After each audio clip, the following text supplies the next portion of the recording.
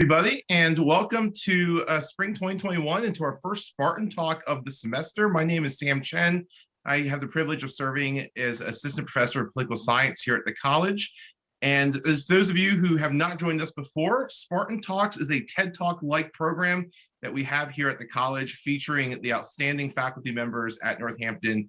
As all of you know, our faculty aren't just engaged here in the classroom, but they have worked tirelessly to expand the classroom beyond the four walls of our campuses. And Spartan Talks gives them an opportunity and the platform to talk about the work that they do both in and outside of the classroom. In addition, it gives our students and our community an opportunity to see the real life impacts of the various fields that they are pursuing. And it's also a fantastic opportunity, as I tell my students, to get to meet some of your faculty members that you may have to take classes with in the future. And so we launched Spartan Talks in the fall. It was a project of Dean Patrick Grubbs in our College of Arts, Humanities, and Social Sciences. And I've been honored and privileged to host the last several. And so we're excited to start the spring 2021 semester with one of our outstanding faculty members, Chelsea Cortright. I'm just going to briefly introduce Chelsea because in just getting to know her, there is so much we could say about her. But obviously, you guys did not come here to hear me speak. So Chelsea has been at the college for some time, though she tells me, is originally a native of Chicago. And but we're glad that she is here with us at Northampton. She has her bachelor's in psychology from Wilkes University and has a master's in counseling psychology from Lehigh University. And in addition to teaching here in our psychology program at Northampton, she also works as a counselor outside of the college. And so this is not just an academic pursuit for Chelsea. This is very much real life experience that she's going to be sharing with us today. As I mentioned earlier, she is originally from Chicago. She tells us she's a diehard Chicago Bears fan and a connoisseur of all things pizza. And I imagine if we ask her if Chicago or New York has the better pizza, we're going to get a fairly definitive answer here. Although, Chelsea, we could pick this up during Q&A. Chicago native President Obama recently said New York has the better pizza. And Traitor. So we could probably pick that up in Q&A, but we're excited to have her with us. And her talk today is called Feeling Trapped, Learn Helplessness and COVID-19. And psychologist Martin Seligman once coined a term called learn helplessness to describe how feeling a lack of control in one's own life can contribute to the many negative mental health outcomes. However, in the current pandemic, we find ourselves, all of us are likely experiencing a form of this helplessness. So in this talk, Professor Cortright will discuss the theory of learned helplessness, how it can explain some of the negative mental health impacts we may be feeling during this time. And using theories such as positive psychology, she will be discussing methods that we can use to take care of ourselves and also take care of others during these unprecedented times. And so with that, I will shut up and please join me in welcoming Professor Chelsea Cortright. Chelsea, the floor is yours. Awesome. Thank you for a very nice introduction. And thank you guys for having me. If anyone knows, I'm like obsessed with TED Talks. So this is like, I feel like I'm slightly living out my dreams here. So this is very nice. So thank you guys. Like you said, I am a master's level counselor as well as a licensed professional counselor. So I do have experience with inpatient counseling, outpatient counseling, and I have a specific interest in working with people who are struggling with anxiety and difficult transitions. So that's just a little bit about me and my background, but I'm going to use some slides just as visuals, but I'm going to kind of start with just talking a little bit about my experience as a counselor before COVID and as COVID started to kind of take over. So I'll put my slides up to start. I love a good PowerPoint, so I couldn't help myself. Okay, so today we're going to be talking about learned helplessness and how it relates to COVID-19. And if you haven't heard the term learned helplessness, we're going to talk about exactly what that means and how it was discovered. But just some background as myself as a counselor. As a counselor, I view myself more as a treatment partner with my clients. And I say this because I feel like we both bring an invaluable tool to the relationship. Myself, I bring a knowledge of effective therapeutic interventions and skills, but they're the experts in themselves. So their lives, their perceptions, their goals, I'm just a partner, someone who's there to empower them to make positive changes for themselves. So I guide them through self-exploration, helping them develop new skills and lifelong tools as they figure out what they want and how they're going to get it. So the one thing I always want to instill in my clients is this sense of control. And then COVID-19 happened. So I remember exactly where I was when I realized that COVID was a thing, and it was going to be bigger than I had originally thought. I was sitting in my coworker Andrea's office in March, and we were listening to this news broadcast, and then we heard that Northampton was going to be shutting down, as well as most of America. So I felt really shocked by this, but I also felt kind of certain that it would be a temporary thing and that it would just be a small little blip in, the whole timeline of 2020. I thought maybe 2 or 3 weeks, and then we would be back to life as normal. So obviously I was very, very wrong. As the months stretched on, I continued to work with clients, and we tried to navigate this new world of virtual counseling. And as the months went on, I noticed something interesting. All of my clients who had originally come to me struggling with vastly different concerns were now all focused and struggling with the exact same thing. They had this one concern: when will this all end? Every single one of my clients talked endlessly about not being able to continue on with their life. They couldn't continue down their current path because they didn't even know what the next week was going to hold. They were afraid to make choices. They were afraid to discuss their future, and they were afraid to hope. I distinctly remember one of my clients specifically saying, "It feels like my entire existence is on hold until COVID ends." They felt really helpless, and I found out so did I. My entire job as a counselor was to kind of empower my clients and to help them take control of their lives, but I really had no idea how to tell someone how to take control of the situation, and I myself felt completely helpless. This word helpless kept going through my head, and it reminded me of one of my favorite psychological researchers of all time. If there could be a fan club for this researcher, I would probably be the president. So this is a researcher named Martin Seligman. He is the father of a field of psychology, which I love, which is called positive psychology. And positive psychology is exactly what it sounds like. It's the field that studies the positive aspects of psychological being. So they look at things like creativity, optimism, flourishing, wellness. It's just a really wonderful, heart-filling field. But what some people don't know about Martin Seligman is, though he's the father of positive psychology, but he got his start in psychology in a much less positive way. He originally studied helplessness. So as a researcher at the University of Pennsylvania in the 60s, Seligman and his colleague that you can also see here named Stephen Mayer did experiments on dogs trapped in cages. So essentially, I'm going to go through his major experiment and try to explain it the best I can. So they ran a study where they had 3 groups of dogs in cages. In the first group of dogs, the dogs would go into this cage where they would get an electric shock. However, the dogs had a button that they could press with their nose to turn that shock off. So they were trained how to do this, and they consistently would press that button to turn off the shock. In the second group of dogs, they also got an electric shock, but there was no button they could press to stop it. They had no control over how to stop the shock, and it just happened whether they liked it or not. In the third group of dogs, they received no shocks at all. So this was kind of the control group. So after doing this experiment several times over several days, the dogs were then taken to a new box, and you can see the picture of that box below. It's called the shuttle box. In this box, the dogs had 2 sides to the cage. They were placed in one side, and then there was a small wall that they could jump over pretty easily to get to the other side. On the half of the box where they were originally placed, the floor would give them a small electric shock. So they put these dogs in there, and then they studied what happened. So what happened was the first group of dogs, the group of dogs that originally were in that condition where there was a shock, but they could turn it off by pressing a button, those dogs easily learned to jump over the wall to avoid this new shock.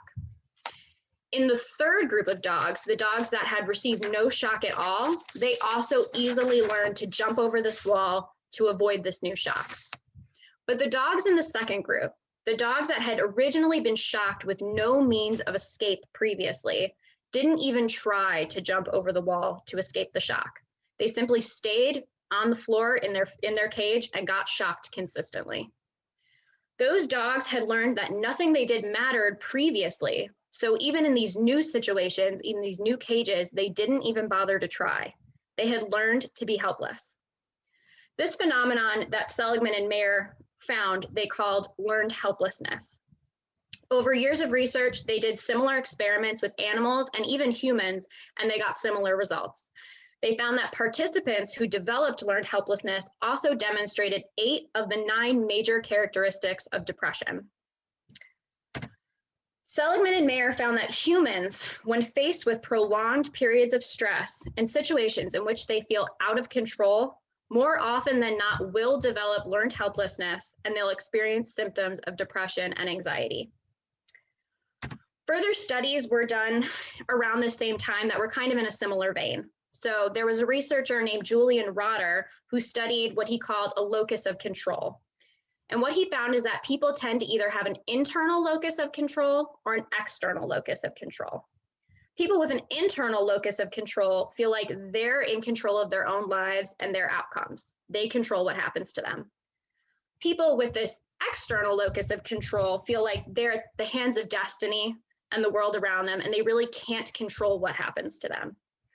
Individuals with this external locus of control are much more likely to struggle with symptoms of depression and anxiety.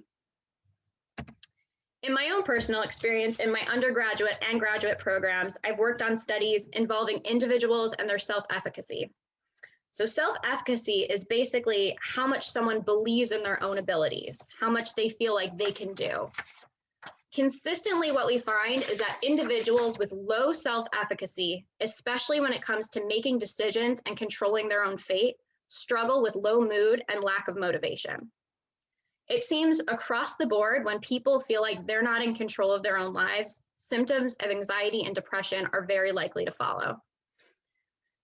So this was exactly what I was seeing in my clients, and it was what I was seeing in myself. COVID-19 just kept stretching on, and there was no end in sight. It felt like nothing we could do would stop it. We felt like we were trapped in cages and that the shocks would not stop. So as myself and the world around me struggled with this growing sense of helplessness, it was reflected in the mental health statistics, and still continues to be, that was collected related to COVID. So as you can see on the screen here, this is just one of the studies that came out about mental health and very early on during COVID. So this was a study that was done in March of 2020. So basically right when all of this began. And what it found, it was a study with 11,500 Americans. At that time, 16% were reporting rarely or never feeling hopeful. 18% reported feeling anxious, and 9% reported feeling depressed almost every single day. More and more articles like this kept pouring in, accounting the mental health toll that COVID-19 was exacting. There was increased substance use, increased anxiety, increased depression. People kept reporting feeling helpless and hopeless.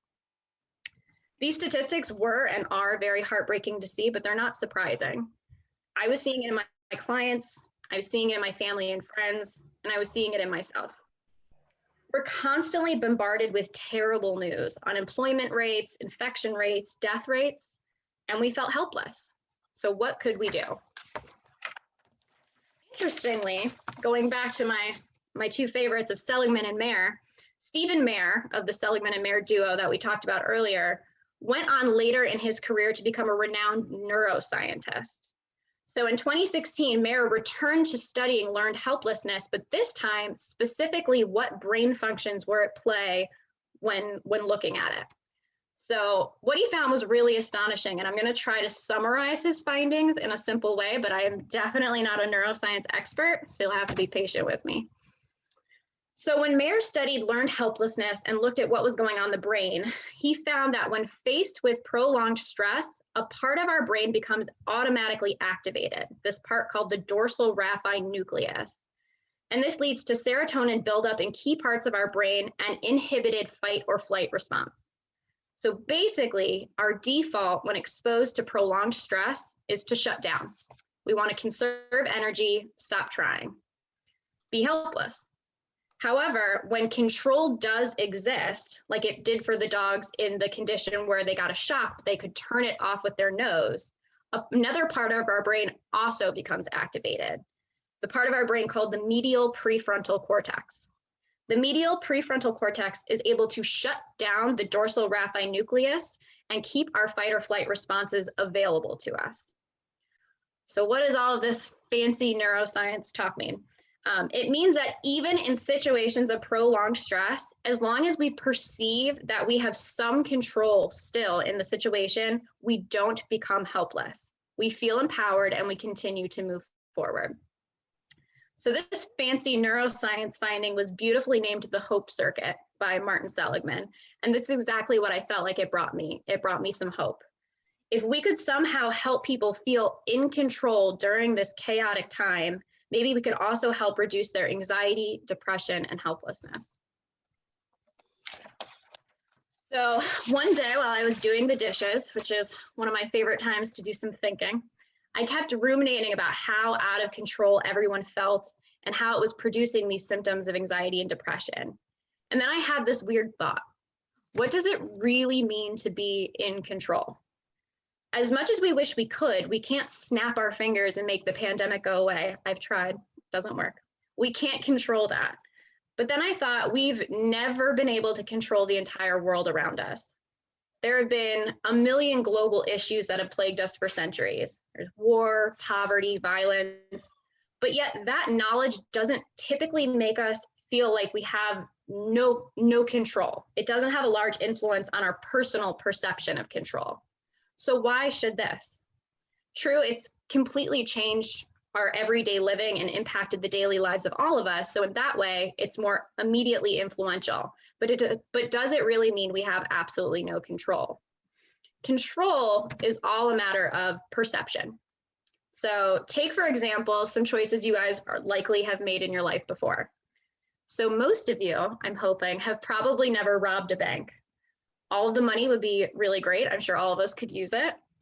And yes, some of you might not rob a bank because it goes against your moral codes, but more than likely, most of us don't rob a bank because we feel like we couldn't get away with it. We're going to get caught. So it feels like we can't rob a bank, but actually we're making a choice not to rob a bank to avoid those consequences. Likely many of us have experienced similar moments like this in our lives many, many times. So that feeling of, I can't say that to my friend, they're going to get mad. I can't skip class because I'm going to get in trouble. Or I can't eat 24 donuts at once because I'm going to get sick to my stomach. It feels like we can't do those things, but in truth, we can. We can do all of those things. We're making a choice not to do them to avoid those consequences. We are still in control. So I thought, what would happen if we tried to view our life during COVID in the same way? I'm not being forced to wear this mask. I choose to wear it so that I can go to the store safely and not get kicked out. I'm not being forced to get this new vaccine. I'm choosing to get it so that I can protect myself and others. I'm not being forced to work virtually. I'm choosing to do it so I can keep my job and be safe and wear sweatpants to work every day, which is awesome.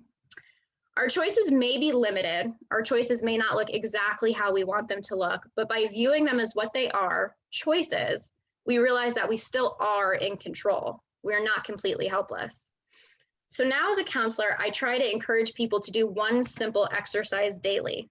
Make a list of all of the choices that you made throughout the day. I chose to give this talk today.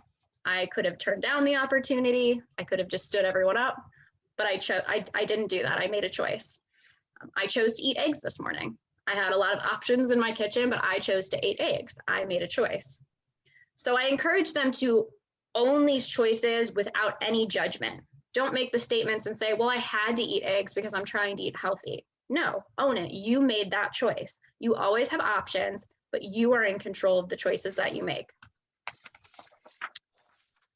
There's another exercise that Seligman has also come up with in his field of positive psychology. And this is one I often use and I recommend to others to help them reduce depression and anxiety, especially regarding unknown and seemingly uncontrollable situations.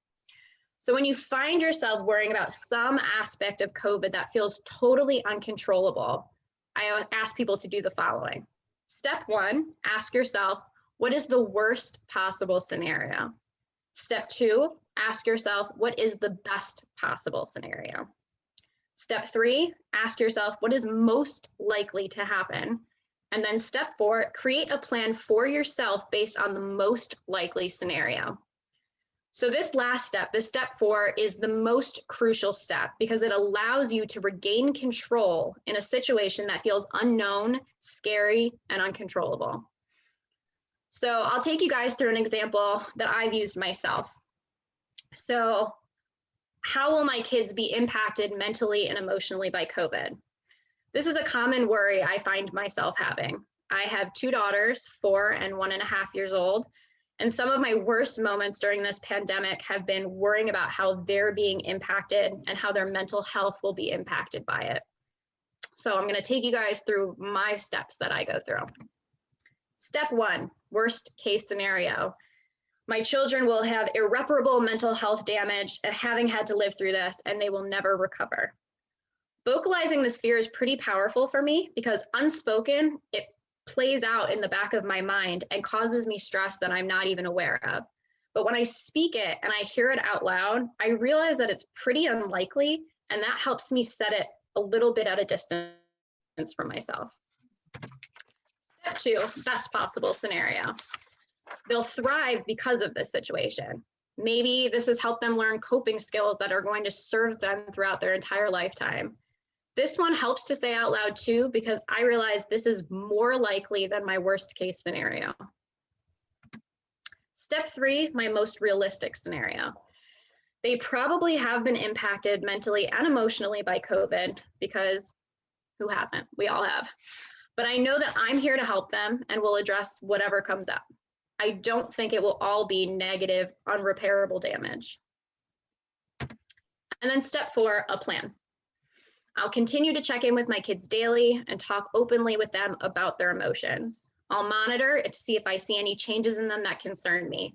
If I do notice any changes, I'll use my resources to help them the best I can or get them outside help if I think it's ever necessary. In saying step four out loud, I feel really empowered. I realize that I'm still in control and I'll be able to respond to whatever situation occurs in my life. I am in control of my life and my choices. So in wrapping up, COVID-19 will end. It will. What this end will look like and when it will happen, we don't know.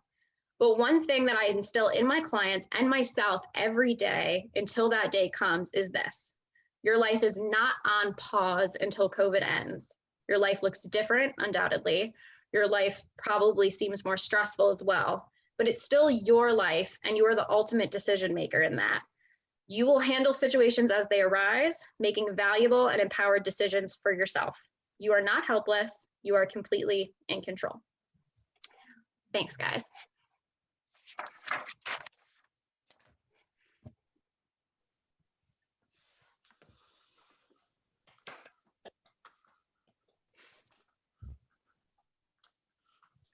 I had to learn how to unmute. One thing I did not learn during COVID-19. Well, thank you, Professor Cortright, for that. I certainly felt like I was re-journeying through my last year and what I did or did not do during that. So really appreciate Chelsea for sharing that with us. And we'll now move to a period of question and answers. And so what we'll do here is I will turn the platform back over to Chelsea. But if you have questions, please just enter them in the chat. And then as they come up, I will read them aloud so we can all hear them. And then we'll let Chelsea take it from there. So.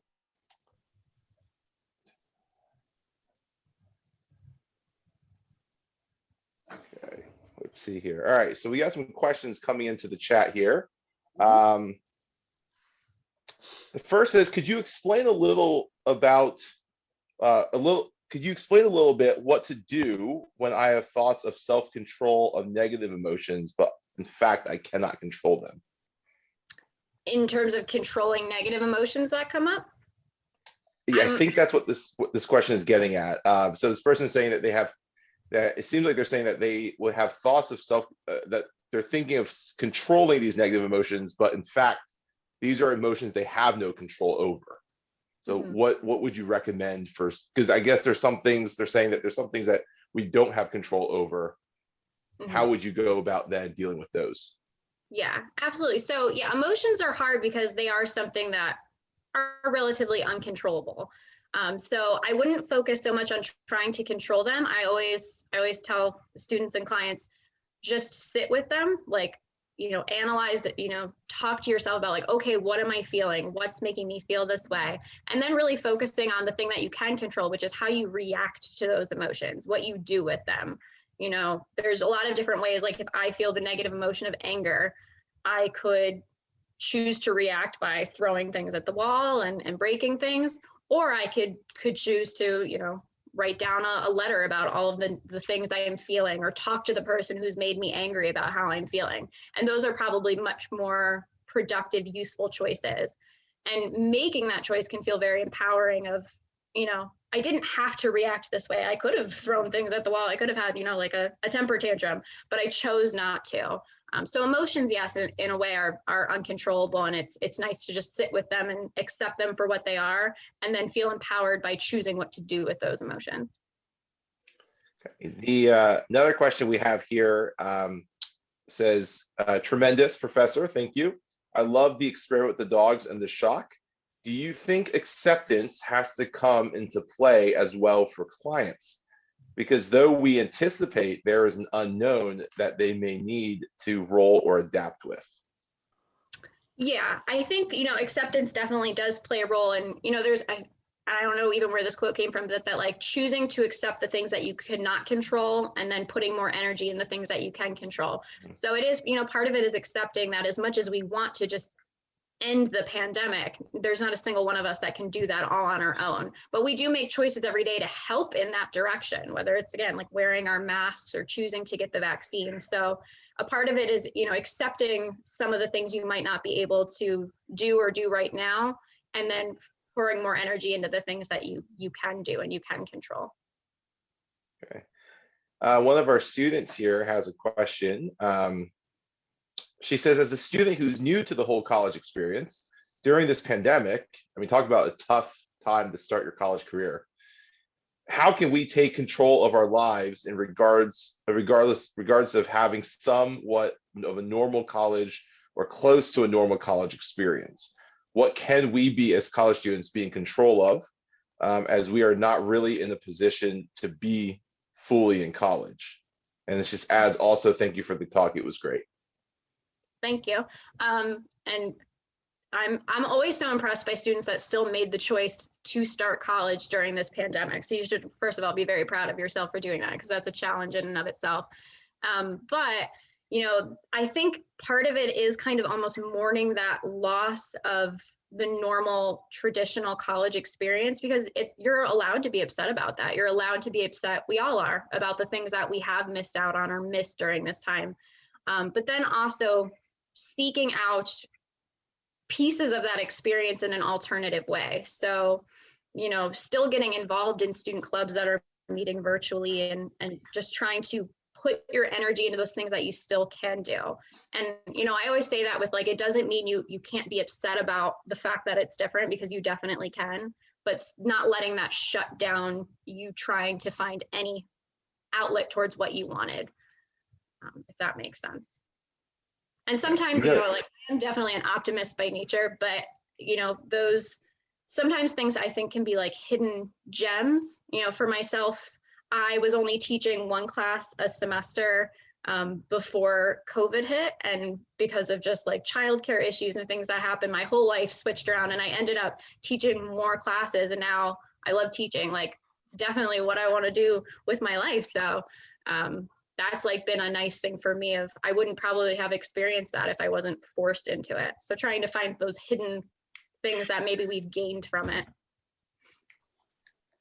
I'm going to combine these next two questions. One is from a student who says, do you think COVID will cause a greater acceptance of mental health issues moving forward in America, now that so many of us have lived through it?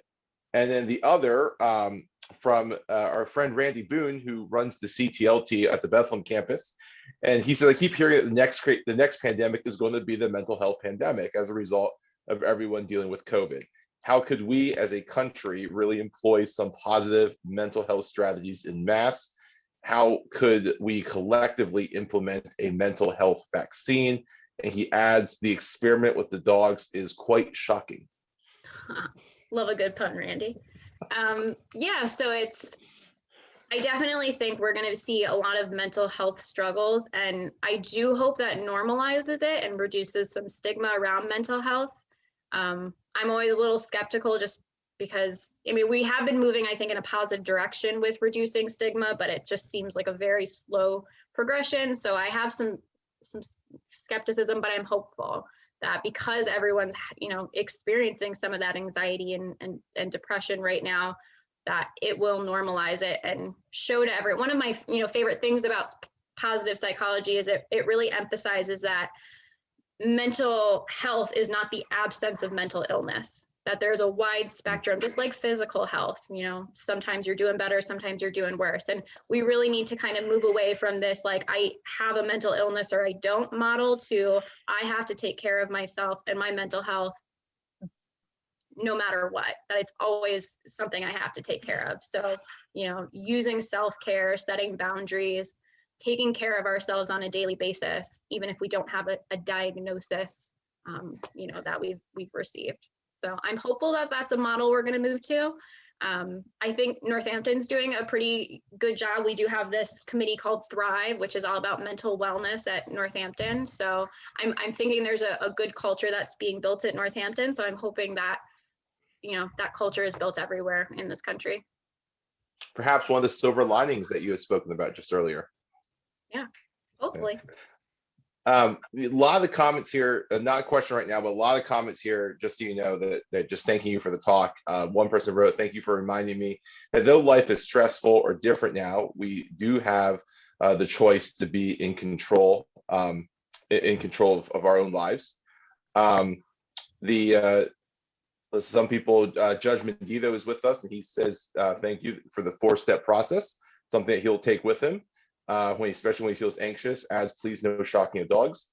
But one of the questions, along all these wonderful comments, thanking you, Chelsea, one of the questions is, although mental health is important, kind of piggybacking off what you just said and what a lot of these comments are suggesting, I feel that's often been put on the back burner for many students due to the other issues that COVID has caused, such as financial challenges, housing situations, basic necessities, and so forth.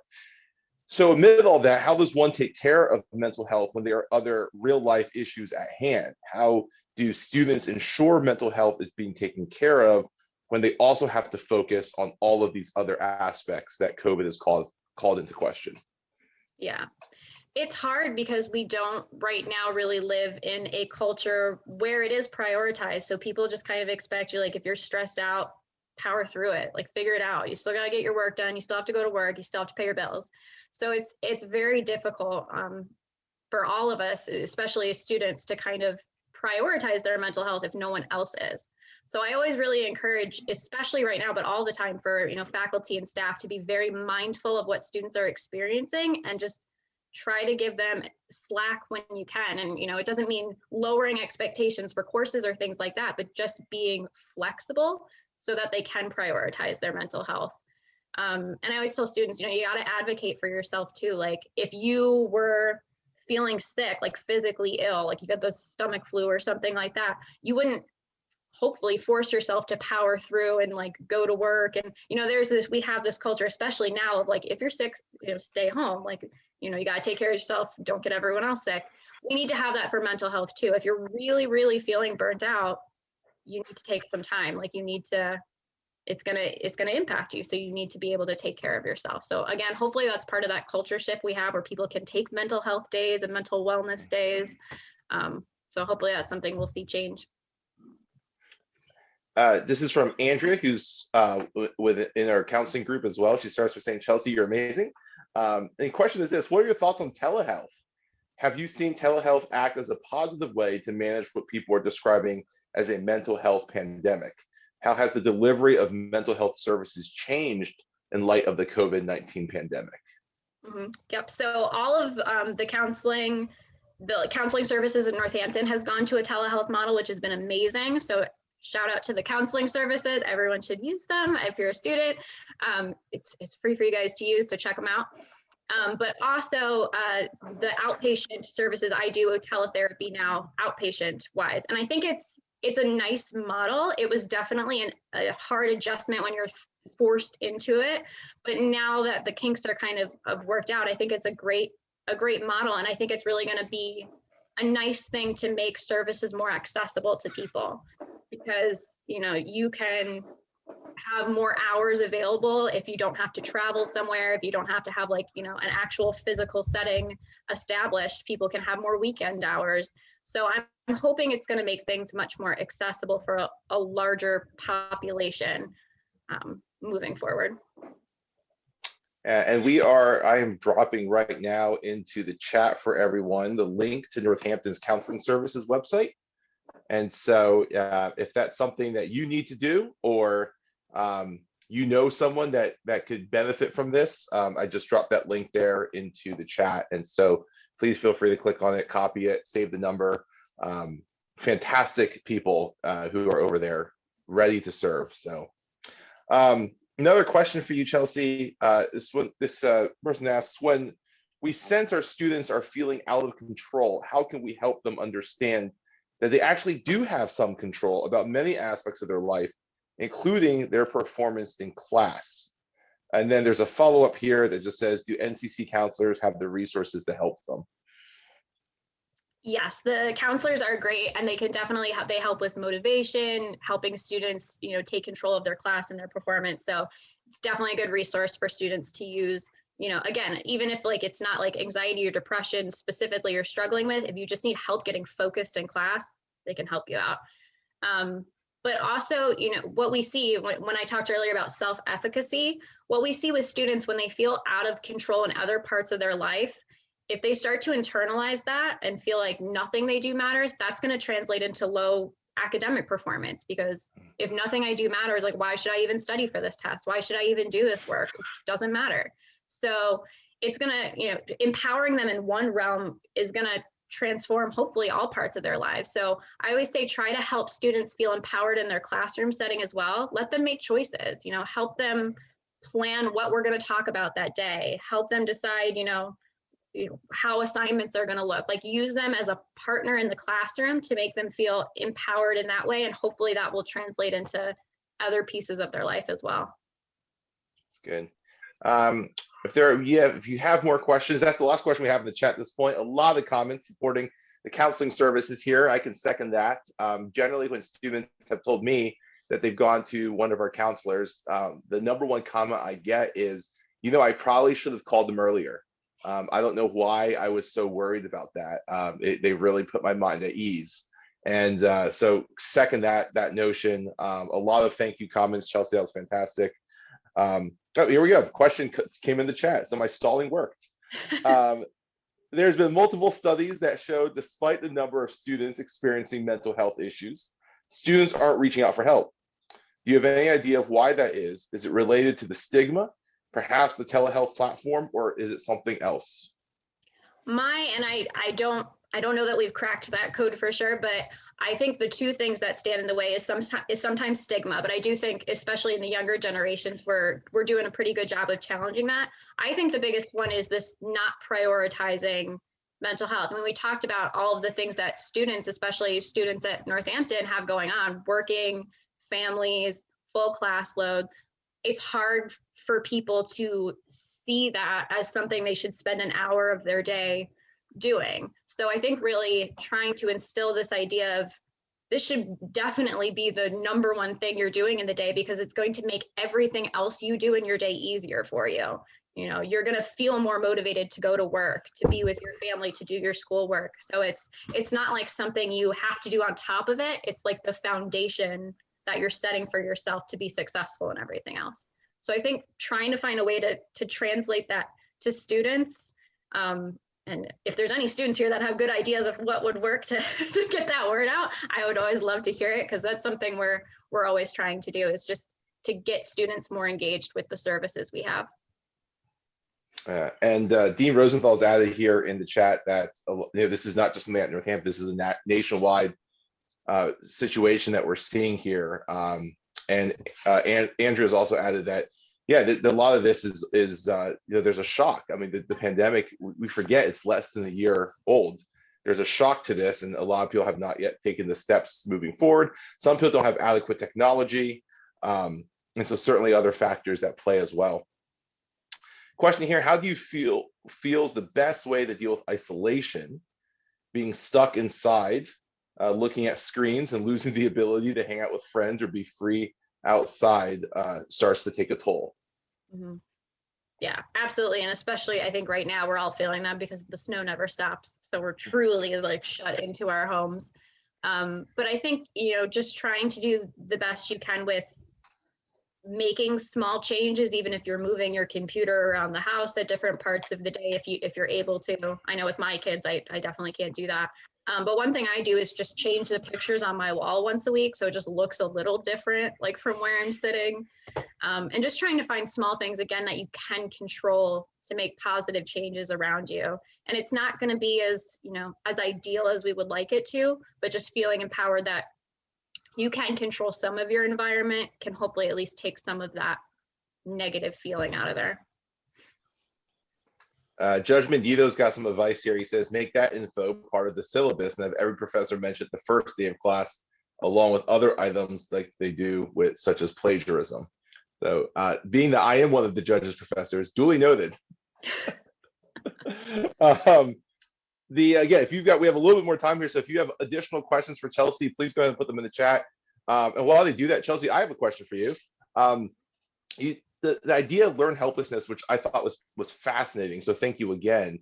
There's I've read a little bit of accounts from prisoners of war, especially from Vietnam and Korea, who have talked about unbridled optimism, and that almost linking it in a way to this idea of learned helplessness, that those who struggled the most as prisoners of war had this unbridled optimism that of just, okay, we'll be out by March, and then March comes around and you're not. Oh, we'll be out by Memorial Day, and then they're not, and we'll be out by the fall, and eventually that optimism takes a toll on them. Now, obviously, the reverse is, we're not going to tell people be pessimistic all the time, but those prisoners of war who came out and survived and essentially came out on top said that for them it was a day-by-day determination that they were going to live and fight through that day. My question is, given your talk on learned helplessness, where do you think the role of optimism plays in that? We don't want to tell people to be pessimistic, but is that unbridled are these prisoners of war correct? Is that unbridled optimism detrimental in some sense? Yeah, I think, optimism unchecked can be not the best thing, but I still think the alternative of pessimism, I'd rather have unbridled optimism, in my opinion, just because I think, if you put yourself in that situation and the alternative thought is, I'm not going to see tomorrow, the effect that would have on someone's mood and mental health, I think would be much more drastic, even if it might be more realistic. And Seligman has done some cool research on, optimism and how to kind of, there's always this criticism of it of, it's not realistic. People are being naive. You're telling them not to, really take a look at what's going on. But if people are able to temper that and have like what they call realistic optimism, where they look around and kind of think, what is the most best realistic scenario that can play out? It can be really beneficial for mood, even if it's not truly like the most realistic scenario. If it's still within the realm of possibility, but on the optimistic end of the spectrum, it can have a very good positive outcome. And it's cool that you bring up too, like the idea of war. Seligman actually worked with the CIA and the Army on helping people who have been captured feel resilient in those situations. And I haven't read too much into that side of the research, but it is something that he has worked on. So I can look into that for sure. That's fantastic. Thank you. Question here from Professor Strausser says, what about going outside? How does physical activity affect the brain? Physical activity has huge benefits for the brain and our mood and our emotions. Just getting like, your steps in the day, or 30 minutes of just walking a day can be very beneficial. There's neurotransmitters and hormones and all this kind of stuff that are impacted by physical exercise. So it's a really, really good thing to do. Obviously hard to do again when there's like 12 feet of snow outside, but even just like trying to get, walk around the house, or, if you're able to do some like dance exercise or something, it's really, really good for you. Great. Andrew's dropped an announcement kind of in chat here. Students, check out our physical education classes as well. We offer credit for the phys ed classes. So we have a few minutes. Other questions? A lot of comments, a lot of thank you comments. So thank you, Professor Cortright. Thank you, guys. Any other questions? Okay. Give another few seconds here if someone's typing out the question.